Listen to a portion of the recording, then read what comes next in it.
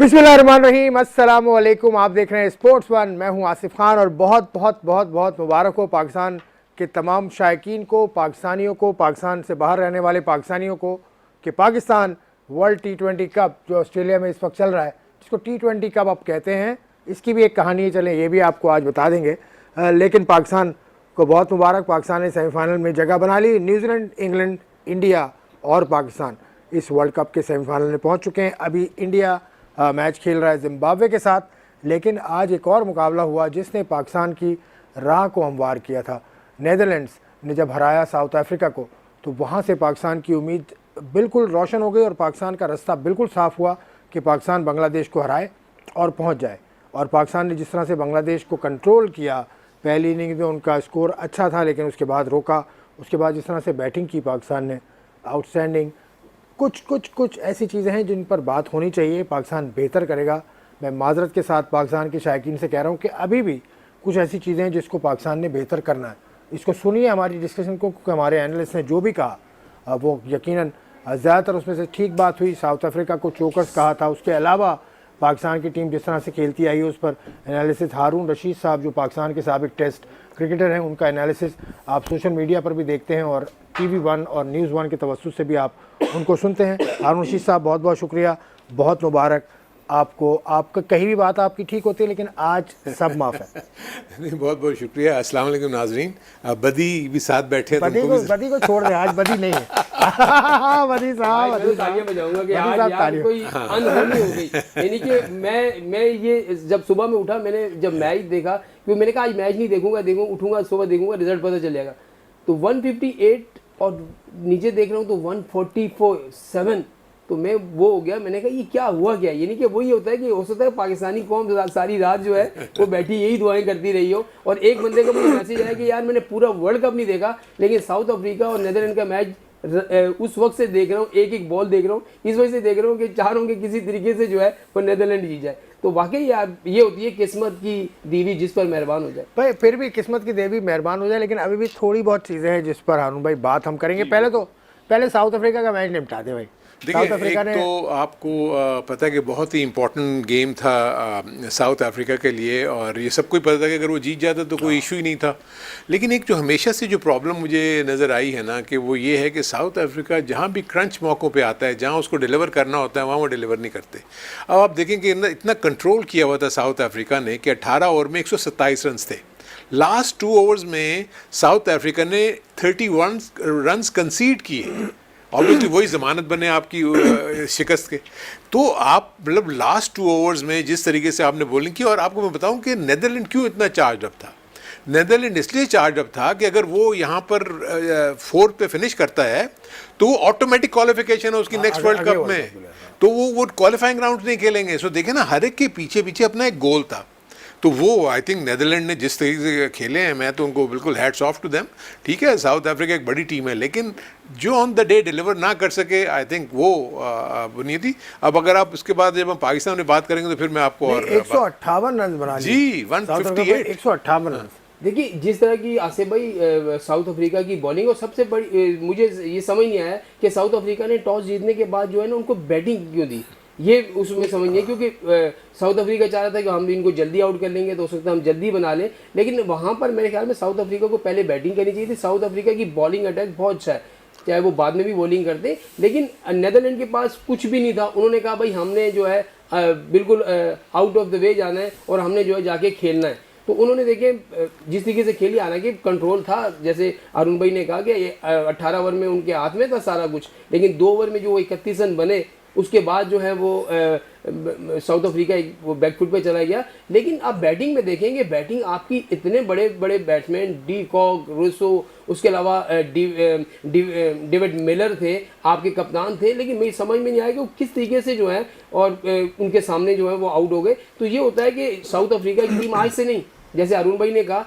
चाहे वो 50 ओवर का वर्ल्ड कप हो, T20 का वर्ल्ड कप हो, हमेशा से इस तरह की परफॉर्मेंस देती हुई आई है बड़े इवेंट में। बड़ी अजीब बात है। एक तो इसने सही कहा कि पहले उन्होंने जो भी फैसला किया वो शायद इसलिए कि जल्दी आउट कर लें। वाइन पार्नेल, रबाडा और निगीडी, इसको विकेट नहीं मिले इनको, ये 3 इनके मेन फास्ट बॉलर। देखिए, जो आप टॉस की बात करें, टॉस का इम्पैक्ट क्या होता है कि टॉस जीत के जो आप डिसाइड करते हैं ना, फिर वो डिलीवर होना चाहिए फर्स्ट 6 ओवर्स में। अगर आप पहले बैटिंग करते हैं तो आपके 6 ओवर्स में 50 लगे हुए होने चाहिए, 60 और 1 आउट होना चाहिए। अगर आप पहले फैसला करते हैं कि मैंने बॉलिंग करनी है तो आपके 6 ओवर में 3 विकेटें गिरी हुई होनी चाहिए दूसरी टीम की, और 15 से 20 रन पे। सो टॉस जीतने का एडवांटेज ही उसी वक्त है कि जो आपने सोच के आए हैं वो चीज़ हो, और साउथ अफ्रीका की वो चीज़ नहीं हुई, और जिसकी वजह से देखें, अगर हम साउथ अफ्रीका की बॉलिंग का मुआवजा पाकिस्तान की बॉलिंग से करें तो मैं ये फील करता हूँ कि इस पूरे टूर्नामेंट में पाकिस्तान की बॉलिंग वो वाहिद बॉलिंग है कि उनको टॉस का कोई फ़र्क नहीं पड़ता। अगर वो टॉस हार भी जाएंगे और लोग उनको कहेंगे जी ठीक है आप बॉलिंग करें, तो उस बॉलिंग में रिस्ट्रिक्ट करेंगे, जैसे कि आज उन्होंने दिखाया कि बांग्लादेश को उन्होंने 128 रन से ज़्यादा नहीं कर जाऊँगा। लेकिन एक चीज़ मुझे याद आई तो मैं वो कह दूँ, क्योंकि आप वो वाहिद आदमी हैं कि आप कह रहे थे कि शाहीन को खिलाएं जी, तो वो ग्रुप में आएगा।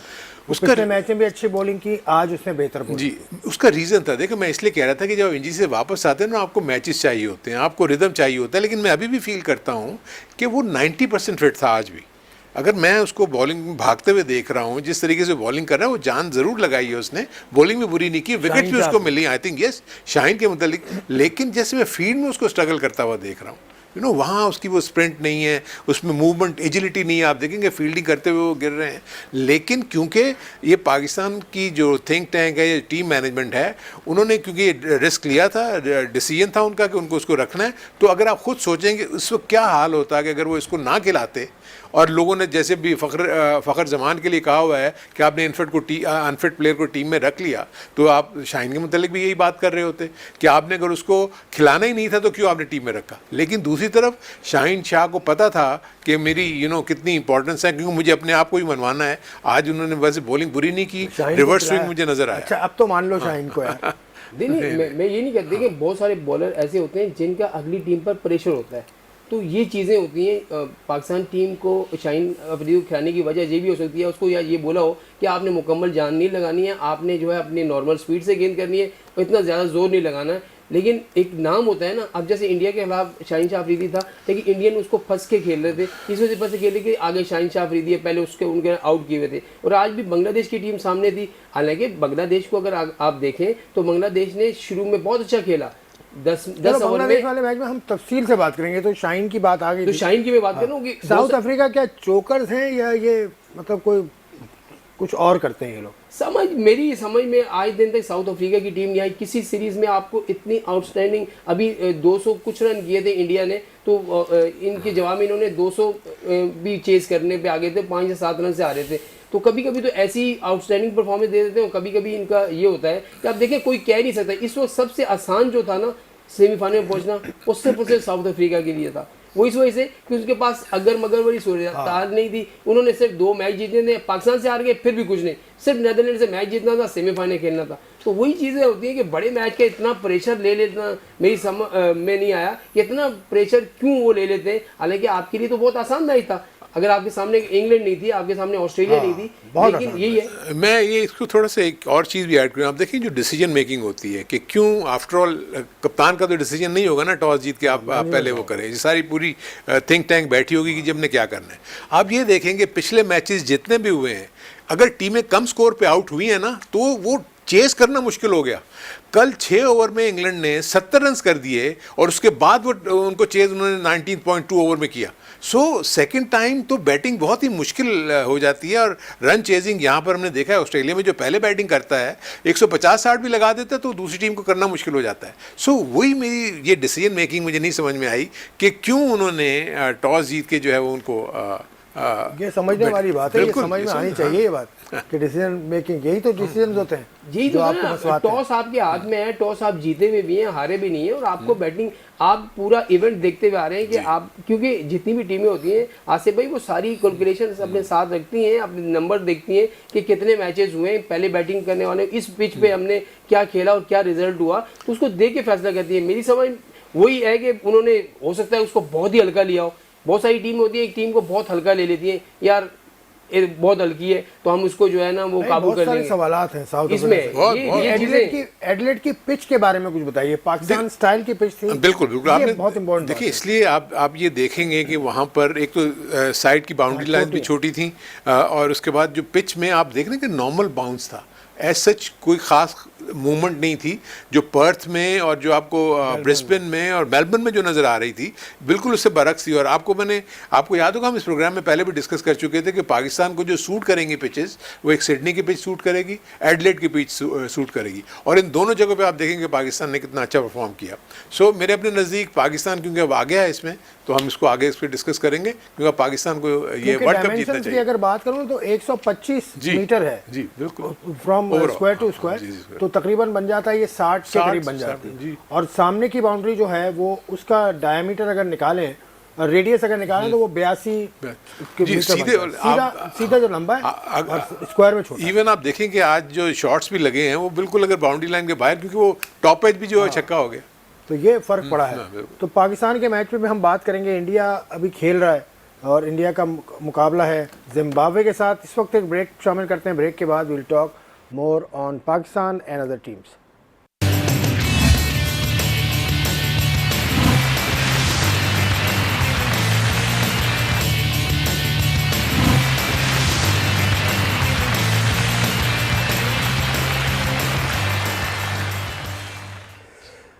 बात हम अब करेंगे पाकिस्तान ने जो फतह हासिल की और सेमीफाइनल में जगह बनाई, और क्या शानदार मैच हुआ, क्या ज़बरदस्त परफॉर्मेंस हुई। सबसे पहले तो विकेट के बारे में दोबारा बता दें कि ये पिच पाकिस्तान को साजगार थी, क्यों थी? इसलिए कि ये ऑस्ट्रेलिया में जो बहुत सारी पिचेस में से एक पिच ऐसी एडिलेड की है जो कि बैट्समैन के लिए बड़ी साजगार होती है, और ख़ास तौर पर अगर आप पहले बैटिंग कर लें किसी भी शॉर्टन यानी ओवर्स के मैच में, तो बहुत ज़्यादा चांसेस हो जाते हैं कि अगर आपने एक अच्छा टारगेट लगा दिया तो उसको आप डिफेंड कर सकते हैं। 150 160 भी T20 की बात करता हूँ। इसी तरह अगर आप टेस्ट मैच में जाते हैं तो पहले बैटिंग करके आप आखिरी के तीसरे और चौथे दिन और पाँचवें दिन जो है ना, अपने स्पिनर से अटैक करके आप इसमें मैचेस जीत सकते हैं। सो इस पॉइंट ऑफ व्यू से, क्योंकि पाकिस्तान इसी सिमिलर कंडीशन में खेलता रहा है अपने मुल्क में, ठीक है यहाँ बाउंस कम होता है, लेकिन जिस तरह की वेरिएशन और जो स्पिन होना, जहाँ बाउंस हो जाए तो वहाँ स्पिनर्स और ज़्यादा हेल्पफुल हो जाते हैं। आई थिंक इस पूरे एपिसोड में जो मुझे सबसे अच्छी चीज़ आज के मैच में नज़र आई, देखिए पाकिस्तान को तो पता था कि ये मैच उन्होंने जीतना है, तो अब थ्रू हो गए, क्योंकि वो डिपेंड कर रहे थे कि साउथ अफ्रीका हारे, ठीक है। साउथ अफ्रीका हारी है तो पाकिस्तान को चांस मिला, लेकिन जो आज इन्होंने मुझे कामनेस दिखाई, जो कंपोजर दिखाया, आई थिंक ये बड़ा खुश आइन चीज़ थी कि मैंने देखा बहुत ज़्यादा एक्साइटेड नहीं थे, बहुत ज़्यादा, ठीक है गलतियाँ ज़रूर मैं समझता हूँ कि बैटिंग ऑर्डर अननेसेसरी चेंज हुआ, उसकी कोई ज़रूरत नहीं थी, आप नॉर्मल वे में जा रहे थे। जो कॉज ऑफ कंसर्न है ना पाकिस्तान का इस वक्त आगे जाते हुए, वो कॉज ऑफ कंसर्न है आपके दोनों ओपनर्स के फॉर्म में ना होना, क्योंकि अभी तक तो ठीक है आपने सहार लिया, लेकिन जब सेमीफाइनल और फाइनल की स्टेज आती है ना, तो आप जिन बैट्समैन के ऊपर डिपेंड कर रहे होते हैं उनको डिलीवर करना बहुत ज़रूरी है। आज स्ट्रगल कर रहे थे बाबर आजम, ठीक है मैच जीत गए क्योंकि आपने 128 पे उनको रिस्ट्रिक्ट किया हुआ था, यही अगर 140 150 होता तो आपके लिए मुश्किल हो जाना था। जिस किस्म की आज बैटिंग रिजवान ने भी, और जिस किस्म की बैटिंग आज, यानी मुझे तो बाबर जो है वो कम्प्लीटली आउट ऑफ सॉर्ट्स अभी भी नज़र आ रहे हैं। आज वो कोशिश कर रहे थे कि मैं बस 2-4 जल्दी जल्दी से हिटे मार के चौके मर के 20-25 कर लूँ, लेकिन स्ट्रगल कर रहे हैं वो। सो वो पाकिस्तान के लिए कॉज ऑफ कंसर्न होगा आगे जाते हुए। बदी रिजवान की फॉर्म कैसी लगी आपको? रिजवान का आउट, वो अभी भी ऑफ स्टंप पे आउट हुए, वो ऑफ स्टंप पे आ जाते हैं खेलने से पहले ही। कुछ उनकी बैटिंग के हवाले से, क्योंकि आप बैटिंग एक्सपर्ट तो आप नहीं हैं, लेकिन स्टैट्स तो आप उनके देखते हैं ना कि वो आउट कहाँ हो रहे हैं, कितने रन पे आउट हो रहे हैं। देखिए बहुत सारी टीमें होती हैं आसिफ भाई, वो जो आपका जो बैट्समैन होता है उसको देख रही होती हैं, और रिजवान काफ़ी अर्से से एशियन कंडीशन में रन्स कर रहे थे और बहुत सारी टीमों ने उनको वॉच किया हुआ था। और जितने भी 5 मैचेस हुए हैं, और 5 मैचेस में देखें कि कोई ऐसा मैच नहीं है जिसमें रिजवान जो है लेग स्टंप पे खेलते हुए आउट हुए हों। हमेशा से जो है या तो वो प्लेड ऑन होते हैं, बोल्ड हुए, या सामने जाके कवर में, एक्स्ट्रा कवर में या पॉइंट पे कैच आउट हुए। तो ये चीज़ें इनको देखनी पड़ेंगी, क्योंकि अगर आपने लंबी क्रिकेट अगर आपने ओपन ही खेलना है तो मेरे ख्याल में इस चीज़ों पर कंट्रोल करना पड़ेगा, क्योंकि दूसरी टीमें जब भी आती हैं, चाहे वो फास्ट बॉलर हो या स्पिनर हो, तो आपकी खामियों को देख के और हर चीज़ें देख कर आपको वो कर रहा होता है। और आज जिस तरीके से पाकिस्तान जो 128 रन थे, तो मेरा ये ख्याल था कि पाकिस्तान टीम जो ओपनर है दोनों, अगर ये लंबा खेल जाते हैं 16-17 ओवर तक खेल जाते हैं, अपनी बैटिंग जो बाबर आउट ऑफ फॉर्म है तो उनको फॉर्म मिल जाती है आगे।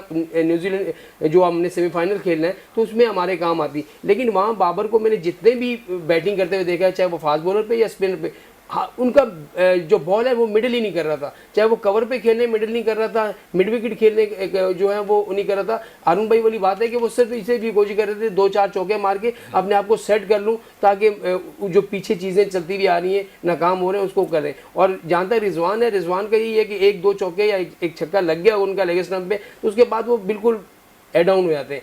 तो आप एक मौके पर देखें कि आप 52 बॉलों पे आपको 67 रन चाहिए थे, उस वक्त आपकी कंडीशन वही होगी थी। ऐसी विकेटों पर मैच फंस जाते हैं जब जैसे इन्होंने बताया कि यहाँ पर वो कंडीशन ऐसी है। वो हारिस आया, उसने 17 बॉलों पे 31 रन कर दिए, वरना आपने नवाज को 1 डाउन भेज के मुझे नहीं लग रहा कि क्यों भेजा, वो तो कप्तान ही बेहतर बता सकता है। यहाँ शान मसूद आ सकता था, शान मसूद स्ट्रगल कर रहा था, लंबा खेल लेता था। तो ये चीजें तो देखनी पड़ेंगी। आगे जो मैच है आपका बड़ा मैच है उसमें अगर इस तरह की गलती होगी। बाबर आजम, विराट कोहली ये एक ही साथ गिना जाता है, इनका नाम एक साथ ही आता है। विराट कोहली भी आउट ऑफ फॉर्म हुए बड़े अरसे, वो निकला फॉर्म से इस बुरे पैच से। क्या किया होगा उसने और बाबर को क्या करना है? पेप टॉक या नहीं, पेप टॉक डेफिनेटली होती है। आप अपनी इनिंग्स को भी देखते हैं, आप अपने आप को देखते हैं कि मैं कहाँ गलती कर रहा हूँ। लेकिन जो सबसे बड़ा जो इम्पोर्टेंट पार्ट है ना, जिसमें है कि आपको अपना मेंटल जो चीज़ें हैं ना उसको क्लियर करना होता है। क्योंकि अभी तक जो मैं फील कर रहा हूँ कि अपनी पुरानी इनिंग्स की जो फेलियर है, जो विराट को भी इतना ज़्यादा टाइम लगा, इसलिए कि क्योंकि आपको पता कि ये ऐसे प्लेयर्स हैं कि जब भी अंदर जाते हैं तो पूरी दुनिया की ये नज़रें होती है कि यार ये तो कुछ करके आएंगे। बाद प्लेयर्स ऐसे होते हैं ना कि विराट अगर फेल हो जाए, वो तो 40-50 भी करता है तो लोग कहते हैं वो फेल हो गए। बाबर अगर 40-50 भी करता है तो ये फेल हो गया, क्योंकि ये लोग लंबी इनिंग्स खेलने वाले हैं। इशू सिर्फ यह है कि थोड़ा सा मेंटली अपने आप को ब्लैंक करना होगा, पिछली जो भी नाकामियां हैं उसको भूलना होगा। देखिए ये बहुत ज़रूरी होता है कि बाज़ दफ़ा ऐसा भी होता है कि आप 1 से 2 मैच मिस करके दोबारा आते हैं तो आप रिजुविनेट होकर और दोबारा आते हैं, आप सोचते हैं कि मैं करूँगा। लेकिन इस वक्त सिचुएशन ऐसी है कि आप वो चांस भी नहीं ले सकते कि मैं थोड़ी क्रिकेट से ऑफ हो जाऊँ और फिर दोबारा आके मैं दोबारा नए सिरे से खेलूँ। इशू जो भी आपने एक टेक्निकल पॉइंट जो आपने जिक्र किया, देखें सब कॉन्टिनेंट की पिचेस जो है ना, आपकी शॉर्ट बॉल्स आपकी नी हाइट पे आती हैं, वेयर एज वहाँ की लेंथ बॉल जो है वो आपकी चेस्ट हाइट पे आती हैं या वेस्ट हाइट पे आती हैं। यही वो फ़र्क है कि जब आप पाकिस्तान या सब कॉन्टिनेंट की पिचेस पे जब आप कट शॉट मारेंगे वो अलॉन्ग द ग्राउंड जाएगा, लेकिन जब आप वेस्ट हाइट से ऊपर आपकी बॉल को कट मारेंगे तो वो हवा में जाएगा। सो यही वो रीज़न है। इसीलिए आप देखते हैं कि जो एजेस हो रहे हैं, अगर ये पाकिस्तानी पिचेस होती हैं तो आपके वो बल्ले पे आती है वो बॉल। अब क्योंकि बॉल तेज़ होकर ज़रा सा अंदर आता है, आपका एज लगा और आप बोल्ड हो गए, आपने कट मारने गए, हवा में गए। आप देखेंगे जितने भी शॉट्स अभी लग रहे हैं ऑस्ट्रेलिया में, हमारे cut shots along the ground नहीं जा रहे। उसका reason of the extra bounce है। सो ये इनको बहुत जल्दी इसको जल्दी की, अब तो टाइम ही कुछ नहीं है, अब तो नॉकआउट स्टेज आ गई। 2 मैचेस रह गए, नॉकआउट अब तो नॉकआउट है ना, मैचेस रह गए sir, 2 matches. Pakistan will be the champion. लेकिन गट फीलिंग तो मेरी यही है, सेमीफाइनल जीतेगा, फाइनल जीतेगा। अच्छा जीतेगा तो और क्या जिता दिया मुझे। मैं तो भाई पहले दिन से जिताए बैठा हूँ। आप इस बात के नहीं, आप मैं भी कह रहा हूँ कि अल्लाह करे पाकिस्तान जीते 92 के बाद, और पाकिस्तान का रंग पहनने से पाकिस्तानी नहीं होता आदमी। 2009 के बाद हम जीते नहीं है। पाकिस्तान का रंग पहनने से पाकिस्तानी नहीं हो जाते। हम पाकिस्तानी पाकिस्तान का झंडा गाड़ने से प्रैक्टिस के दौरान पाकिस्तानी नहीं हो जाते। ये तो बात मैं करूंगा, मेरी नजर में है आसिफ और बदी, मेरी नजर में 92 रिपीट हो रहा है ये। बिल्कुल, ये वो 92 वाली वही वाली कहानी रिपीट हो गया। तो फिर आगे भी लेकिन आगे भी 92 देखिए, आगे 30 साल के बाद वजीर आजम होंगे पाकिस्तान, क्योंकि सेमीफाइनल भी आपका न्यूजीलैंड से ही है, रिपीट तो हो रहा है। न्यूजीलैंड से तमाम होगा कोई ना कोई, वसीम अकरम ऐसा बिल्कुल ऐसे ही है कि वो चीज होनी चाहिए। क्यों आपके पास है? नहीं है, बिल्कुल है। हारिस रऊफ बॉलिंग तो आपकी बहुत स्ट्रांग है। आई थिंक आपकी बॉलिंग में कोई वो मसला नहीं है, आपकी बॉलिंग चाहे वो स्पिनर हो चाहे फास्ट बॉलर बहुत चाहिए, लेकिन आप फंसते हैं बैटिंग में। तो मेरे ख्याल में आपके जो देखिए, शादाब ने बैटिंग कर दी, नवाज ने बैटिंग कर दी। आज इफ्तिखार ने क्या किया? सबसे छोड़ो, इफ्तिखार ने क्या किया था ये आज? आउट कैसे हो? ये गलत बात है। असल में होता है, कोई भी बैट्समैन होता है ना, जब फॉर्म में होता है तो उसने यही सोचा होगा कि यार मैं छक्का मार के पाकिस्तान टीम को जिता दूं। तो ये बहुत यही हरकत देखिए, बाबर ने यही हरकत इससे पहले की थी जिम्बाब्वे वाले मैच में जो आप हारे हैं, वो शादाब ने की थी, फिर उसी मैच में नवाज ने की थी। इफ्तिखार कोई चलो यार जीत गए, क्योंकि कल ही विराट कोहली की सालगिरह थी, तो विराट कोहली का एक शॉट और इफ्तिखार ने अपना शॉट सेम लगाया था सोशल मीडिया पे कि मैं आपके पर्सनली, ये फोटो तो मेरे पास नहीं है लेकिन शॉट एक जैसा लगा रहा हूँ। तो यार इस तरह की, चलो यार खैर सही- देखिए, इस विक्ट्री को आप जो बात कर रहे हैं ना, देखें आप अगर जो मर्जी कह दें, अगर ये ओपनिंग पार्टनरशिप ना होती ना, आज जो भी हुई है, रन बॉल हुई है, जैसी भी हुई, अगर पाकिस्तान के फर्स्ट 6 ओवर में 3 से 4 आउट हो गए होते ना, तो ये 128 बहुत मुश्किल हो जाने थे, क्योंकि पाकिस्तान की विकेट्स नहीं गिरी थी, तो आपके पास इतना कुशन अवेलेबल था कि आप इन 128 रन को कर लें। हाँ, लेकिन ये जिस तरह से आउट हुए ना आज भी, अननेसेसरी आउट हुए। बाबर आजम भी अपनी विकेट उन्होंने फेंकी, रिजवान चलो फिनिश करके आना चाहिए वीक था, रिजवान उस साइड पे वीक है, वो आउट हो गया। इफ्तिखार साहब, मुझे तो हंसी आई थी आउट होने में, लेकिन इतना स्कोर नहीं चाहिए था उस वक्त, मैं कुछ नहीं बोला। वो यही होता है आसिफ भाई, मैं कह रहा हूँ ना कि जब आप जीत रहे होते हैं तो बहुत सारी खिलाड़ियों की, बहुत सारे बैट्समैनों की, बॉलर्स की खामियों को आप भूल जाते हैं। चलो यार मैच जीत रहे थे, उसने हो सकता है कि छक्का मारने के चक्कर में जो है वो इस तरह का हो गया हो, लेकिन मेरे ख्याल में ये मैच इन दोनों को ही फिनिश करके आ जाना चाहिए था, जिस तरीके से वो सेट हो गए थे। अब 10-11 ओवर जब आप खेलते हैं, आपका आउट कोई नहीं हुआ तो आप बिल्कुल सेट हो जाते हैं, लेकिन वो 11 ओवर में भी बाबर आजम को हमने देखा कि वो स्ट्रगल कर रहा था, वो सेट नहीं हो पा रहा था। तो देखिए, मेरी नज़र, अरुण भाई की नज़र, आपकी नज़र कुछ और है, लेकिन जो शायकीन ने क्रिकेट के फैंस हैं वो कुछ और नज़र से देते हैं। वो आज भी कह रहे हैं यार ये क्या खेल रहे हैं, तो असल में होता ये है कि उनकी नज़रें कुछ और होती हैं। तो अब देखें, सेमीफाइनल एक बड़ा मैच है और उसमें हमारे जो हम बात कर रहे थे शादाब नवाज की, देखिए ये वो मैच होता है कि किसी भी पूरे इवेंट में आप देख लें, कोई भी ऐसा बैट्समैन नहीं जिससे मुसलसल रन किए हों किसी भी टीम का। किसी ने 1 मैच किए, किसी ने 2 मैच किए। चलो ये तो बात होती रहेगी, सब प्लेयर्स पर हम बात करेंगे। पाकिस्तानी शायकीन से मैं एक छोटी सी बात कर दूं कि हर चीज़ जो है ना, जल्दी रन बनाने वाला ही बैट्समैन अच्छा नहीं होता। आज ही मैं सोशल मीडिया में देख रहा हूँ, सिचुएशन को देखते हुए खेलने वाला बैट्समैन ही अच्छा होता है। विराट कोहली इसकी मिसाल है, केन विलियमसन इसकी मिसाल है जिसने किया। और दूसरी तरफ अगर आप देखेंगे, फिलिप्स वो बहुत तेज़ खेलते हैं, स्टर्लिंग बहुत तेज़ खेलते हैं। कुछ हमारे यहाँ भी तेज़ खेलने के सिलसिले में आउट हो जाते हैं। तो तेज़ खेलने का मकसद नहीं है, तेज़ खेलने का जो इन्हिसार होता है वो पिच के ऊपर होता है ज़्यादातर। तो ये चीज़ थोड़ा सा समझने के, रन बॉल बनाना भी बाज़ औक़ात बड़ा इंपॉर्टेंट होता है और बहुत ज़्यादा इंपॉर्टेंट चीज़ है जीत जो पाकिस्तान ने हासिल की। एक ब्रेक लेता हूँ, ब्रेक के बाद आई सी यू अगेन।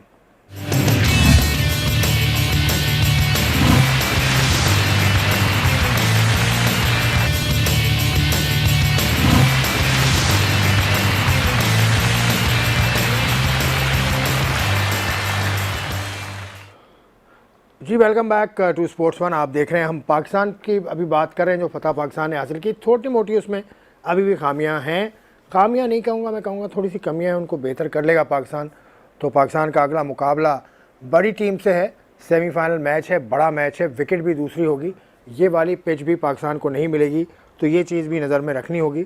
अभी इंडिया का मुकाबला चल रहा है, उसका क्या पोजीशन है अगर आपने देखा हो तो, वरना कोई मसला नहीं, हम पाकिस्तान पे बात कर लेते हैं। 73 पे एक आउट है इंडिया का और विराट कोहली खेल रहे हैं। विराट कोहली और कितने रन बनाए उन्होंने, कितनी बॉल्स में? भाई इस वक्त जो है ना 15 बॉलों पे 21 रन इन्होंने किए विराट कोहली ने, 38 रन किए 27 बॉलों पे केएल राहुल ने। तो इनकी इंटेंट पे आपको शुबा तो नहीं है?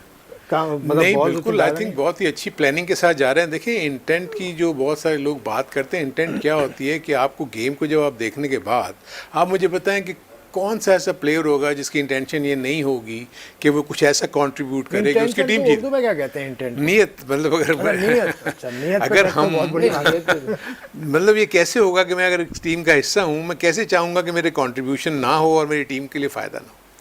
लेकिन बाद दफ़ा आपके हालात, दूसरी टीम भी तो उसी इंटेंट से आई हुई है ना कि आपको बीट करेगी वो। सो वो मुकाबला वही होता है। और दूसरा, उसके साथ साथ अगर आपकी नीयत साफ़ होती है ना, तो फिर आपको कुदरत भी हेल्प करती है। आप सबसे बड़ी मिसाल ले लेना, आज साउथ अफ्रीका का हारने का कोई सोच सकता था? उसके बाद पाकिस्तान हालांकि 128 रन चेज़ कर रहा था, आप अगर बांग्लादेश की फील्डिंग देख लें, कितने मौके उन्होंने ज़ाया किए। अगर वो 4 से 5 विकेट्स अंडर 50 रन ले लेते तो ये सिचुएशन ही बिल्कुल डिफरेंट। उनकी फील्डिंग बहुत ख़राब, रन आउट मिस हुए, कैचेस जो है उन्होंने ड्रॉप किए। So what I mean to say is कि आपकी कॉन्ट्रीब्यूशन ये कि जी आपने एक प्लान बनाया है, उसके मुताबिक आपके ये दोनों ओपनर्स, जैसे आप विराट की और उसकी बात कर रहे हैं, ये तकरीबन 12 से 13 या 14 ओवर तक ये अगर ये इसी तरह गए, उसके बाद प्लेटफॉर्म सेट हो गया। उसके बाद नेक्स्ट 5 ओवर्स में हमने देखा है कि 50 से 60 रन, 70 रन। इन विकेटों पर ऑस्ट्रेलिया के जो ट्रेंड हमने देखा है इस वर्ल्ड कप में, शुरू में कंसोलिडेट कर रहे हैं जी, आखिरी 5 ओवर में रन बन रहे हैं, 2 मैचेस को छोड़ दें, लास्ट 2 मैचेस जो रात को हुए उसमें आखिरी में कम रन बने। और उसका रीजन भी आप ये देखें ना कि लो स्कोरिंग के ऊपर आप मैच जीत भी रहे हैं ना, आप 150 पे मैच जीत रहे हैं, 145 के ऊपर मुश्किल हो रही है इंग्लैंड को चेस करने के लिए, बावजूद इसके कि 6 ओवर में उन्होंने 70 रन बना लिए। सो ये ऐसी पिचेस के ऊपर जहां पर बॉलर्स को थोड़ी सी हेल्प हो, वहां ये सिचुएशन हो रही है आपको। अगर आपकी टेलर मेड पिचेस होती बैटिंग के लिए तो आप देखते कि 200, 220, 210, 190, 180 आम हर टीम रन्स कर रही होती है और वो चेज भी हो रहा होता। आप देखेंगे ये चेजिंग के ऊपर जितने मर्जी रन्स हो आपके मुश्किल हो जाते हैं। इवन पाकिस्तान ने भी आज कोई इतनी आसानी से तो नहीं किया ना। 19 ओवर में आपने 128 रन किए। सो बॉलिंग के लिए है, यही वो चीज़ें देखने के बाद जो टीमें हैं वो, अब हम तो आउटसाइड बैठे हुए बातें कर रहे होते हैं ना, लेकिन जो ऑन द स्पॉट हैं उनको पिच का भी पता लग रहा है, उनको अपोजिशन का भी पता लग रहा है, उनको मौसम का भी पता लग रहा है, ग्राउंड डायमेंशन का उनको पता लग रहा है। उस हिसाब से वो सारी ग्राउंड की जो पोजीशन होती है, कहाँ पे छोटा है कहाँ पे बड़ा है, ये सब तो टीवी पे नजर नहीं आता। वही मैं आप सब जितने भी लोग बड़े बड़े तजज़ियाकार जो है वो बैठे हुए बात कर रहे होते हैं कि इसने ये नहीं किया, इसने वो नहीं किया, लेकिन जब वो खेल रहा होता है तो उसी को पता होता है कि मैं क्या खेल रहा हूँ। क्योंकि कभी कभी ऐसा होता है कि पिच आपको बहुत ज़्यादा मदद कर रही होती है, बॉल सीधा आ रहा होता है, आपको शॉट खेलने में आसानी होती है, और कभी कभी स्पिनर का गेंद भी ब्रेक कर रहा होता है, स्पिन कर रहा होता है, और फास्ट बॉलर का गेंद भी ऊपर आ रहा होता है, नीचे भी बैठ जाता है, तो वो चीज़ें जो है वो बड़ी काउंट करती हैं। तो ये चीज़ें देखिए बहुत सारे लोगों को नहीं पता, और हमारे बड़े बड़े क्रिकेटर को मैंने देखा है बात करते हैं कि इसको ये करना चाहिए था, उसको इस बॉल पे ये करना चाहिए था। अरे भाई जब वो खेल रहा है तो उसको पता है कि इस बॉल के मुझे क्या करना चाहिए था। लेकिन हम मैं कहता हूं कि आप तनकीद, मैं भी करता हूं, आप भी करते हैं, सभी करते हैं, तनकीद जरूर करें, लेकिन उस जगह पे तनकीद करें जहां पर बनती है। पाकिस्तान मैच नहीं जीत रहा था, पाकिस्तान के साथ प्रॉब्लम थी, इनफिट खिलाड़ी थे, हम बात करते रहे, आरएस को लेके आए, उसने अच्छा किया, 2 मैचेस ही खेले। सेमीफाइनल में आपके ख्याल में कोई तब्दीली की गुंजाइश है या मेरे ख्याल बैटिंग ऑर्डर में कोई तब्दीली? देखिए अब बैटिंग ऑर्डर भी नहीं आप चेंज कर सकते, ठीक है, और आपने जो है टीम में तब्दीली भी नहीं कर सकते, क्योंकि जिस तरीके से अगर बाबर और रिजवान आ रहे हैं तो 1 डाउन मेरे ख्याल में आरएस को भी रखेंगे, 4 पे वो शान को रखेंगे, 5 पे इफ्तिखार को रखेंगे। तो जैसा वो चल रहा है अगर इसी कंटिन्यू उससे चले तो मेरे ख्याल में ज़्यादा बेहतर होगा। अब छेड़छाड़ अब की जरूरत नहीं है, कि बस एक मैच है उसके बाद आपने फाइनल खेलना है। तो अच्छा एक मैं मज़े की बात बता रहा था कि इस बार भी आपके सामने न्यूजीलैंड है, 92 में भी न्यूजीलैंड था, ठीक है, इमरान खान नहीं, इस बार बाबर आजम है, और दूसरा जो है इसमें बाबर आजम, ये इमरान खान और बाबर आजम का मैं बताता हूँ, बड़ा दिलचस्प बात है ये। बाबर जब कप्तान बने थे उन्होंने लाहौर में एक प्रेस कॉन्फ्रेंस की थी, उन्होंने उस वक्त कहा था कि मैं इमरान खान जैसा कंट्रोल चाहता हूँ।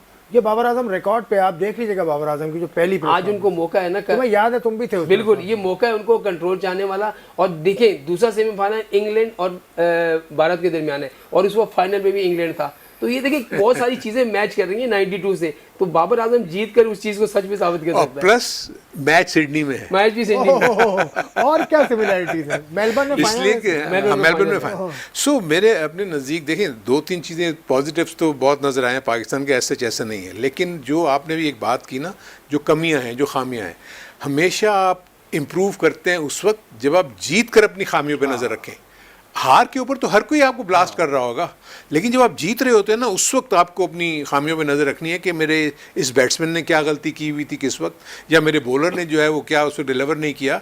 तो वो जीतने के बाद आप उन चीज़ों को लेके बैठते हैं और कहते हैं कि इसको इम्प्रूव करें। दूसरा एक मैं वर्ड उसके लिए ज़रूर कहूँगा, हमारा जो यंग बैट्समैन अभी Haris, actually as a coach आप ये देखते हैं कि कौन कितना मेंटली स्ट्रॉन्ग है।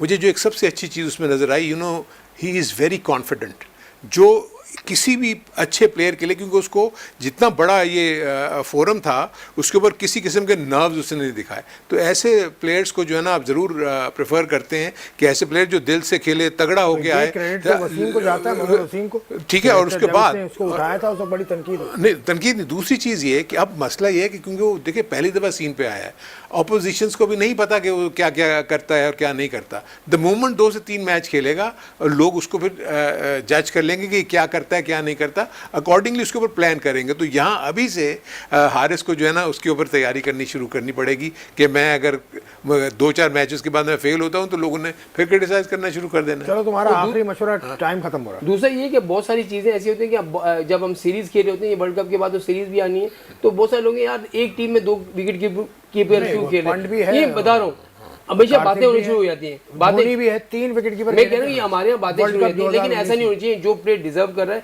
और देखिए उसके अंदर एतमाद है, सरफराज confidence को है। आना चाहिए, नहीं आना चाहिए विकेट? अब देखें जब देखिए मेरे खुल के बात करो मेरी मैं जो जीत सरफराज अहमद देखिए- को आप छोड़ देना हाँ, चाहिए शॉर्टर फॉर्मेट को। मेरे ख्याल में देखिए छोटे फॉर्मेट में अगर आप रिजवान कर रहा था, रिजवान के बाद ये बड़ी चीप परफॉर्म कर रहा है, तो अब चांस ही नहीं बन रहा ना। जब हम चांस कहें नहीं कि चांस नहीं बन रहा, दोनों परफॉर्म कर रहे हैं। चलें, ये तो बात दूसरी थी, चांस किसी का किसी वक्त भी बन सकता है। हमें सबको सबके लिए नेक तमन्नाएं देनी चाहिए। पाकिस्तान क्रिकेट टीम इंशाल्लाह सेमीफाइनल खेलेगी, और सेमीफाइनल तो खेलेगी लेकिन सेमीफाइनल जीतेगी और फाइनल भी जीतेगी। हम सबकी यही दुआ है और उम्मीद है। कुछ छोटी मोटी जो खामियां हमें नज़र आती हैं मेरे एक्सपर्ट्स को, वो आपके सामने रखी। प्रोग्राम का मकसद ये है कि बेजा तनकीद ना हो, मस्बत तनकीद की जाए। एक प्रोग्राम से आप इजाज़त चाहूँगा मैं आपसे। अगले प्रोग्राम तक के लिए अपना ख्याल रखिएगा। खुदा हाफ़िज़।